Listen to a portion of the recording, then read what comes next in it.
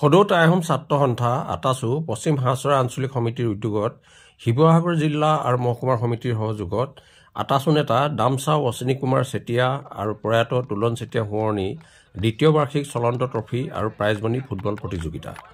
এই প্ৰতিযোগিতাখনিত শিৱসাগৰ জিলাৰ বিভিন্ন প্ৰান্তৰ প্ৰায় ৮টাকৈ দলে অংশগ্ৰহণ কৰে।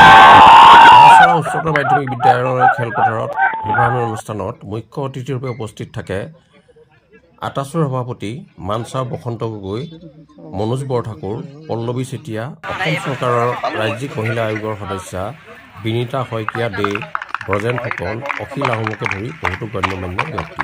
Bureau report TV. আমি সদৌ অসম টাই আহোম ছাত্ৰ সন্থাৰ উদ্যোগত হাঁহচৰা হায়াৰ ছেকেণ্ডেৰী খেলপথাৰত আমি প্ৰয়াত অশ্বিনী চেতিয়া আৰু তুলন চেতিয়া সোঁৱৰণত চলন্ত ট্ৰফী আমি আগবঢ়াইছোঁ প্ৰাইজমণি প্ৰতিযোগিতা। আৰু আজি প্ৰথম খেলখন হৈছিলে ONC ইভিনিং ক্লাব আৰু হাঁহচৰা FC ক্লাবৰ মাজত হৈছিলে। ইতিমধ্যে খেল প্ৰথম আজি শুভাৰম্ভণিৰ দিনা খেল সমাপ্ত হৈছে।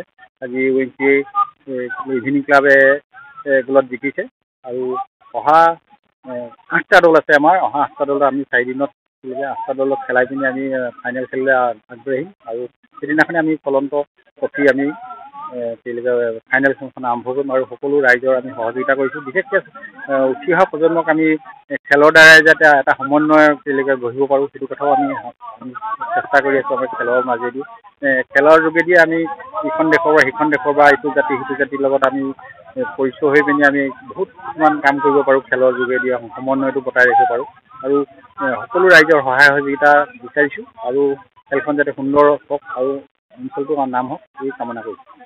যিহেতু আৰু অসমী চেতিয়াৰ লগত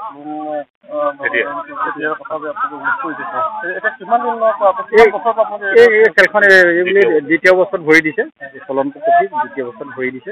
আমি এইটো পৰ্যায়ক্ৰমে হাঁহচৰাত খেলাম, ধৰি লওক চেৰেকাপাত খেলাম, ভাদৰাত খেলাম, এনেকৈ আমি খেলা বুলি এটা চেষ্টা কৰি আছোঁ জেগা জেগা। আৰু আমি হাঁহচৰা বুলিয়ে নহয়, আমি কি বুলি কয় এটা লাচিত সংঘ নামৰ এটা আমি কোচিং চেণ্টাৰ খুলিছোঁ। সেই কোচিং চেণ্টাৰ আমি বৰ্তমান ল'ৰাবিলাকক আমি ভাদৰাত কোচিং দি আমি আছোঁ তাৰ বৰ্তমান। আৰু হাঁহচৰাটো আমি দিম আৰু চেৰেকাপাতো দিম আমি বিশেষকৈ উঠি অহা খেলুৱৈখিনিক।